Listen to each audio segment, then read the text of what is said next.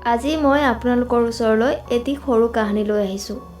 আশা কৰিছোঁ এই কাহিনীটোৰ জৰিয়তে আপোনাৰ জীৱনৰ কিছু ক্ষেত্ৰত উপকৃত হ'ব। আপোনাৰ মূল্যৱান সময়ৰ 1 মিনিট সময় উলিয়াই এই কাহিনীটো শেষলৈকে শুনিব। এজন জ্ঞানী ব্যক্তিৰ ওচৰলৈ মানুহবোৰে নিজৰ একেটা সমস্যালৈ প্ৰতিবাৰে অভিযোগ কৰিছিল। এদিন জ্ঞানী লোকজনে তেওঁলোকক এটা কৌতুক শুনালে। কৌতুকটো শুনি সকলোৱে হাঁহি উঠিল। কিছু সময়ৰ পাছত জ্ঞানী লোকজনে পুনৰ সেই এটাই কৌতুক দ্বিতীয়বাৰ ক'লে। তেতিয়া মাত্ৰ কেইজনমান মানুহে হাঁহিলে। যেতিয়া তেওঁ সেই এটাই কৌতুক তৃতীয়বাৰ ক'লে তেতিয়া কাৰো মুখত হাঁহি নাছিল। তেতিয়া জ্ঞানী ব্যক্তিজনে হাঁহি মাৰি ক'লে, আপুনি এটাই কৌতুকৰ ওপৰত বাৰে বাৰে হাঁহিব নোৱাৰে। ঠিক সেইদৰে এটাই সমস্যালৈ আপুনি বাৰে বাৰে কিয় কান্দে?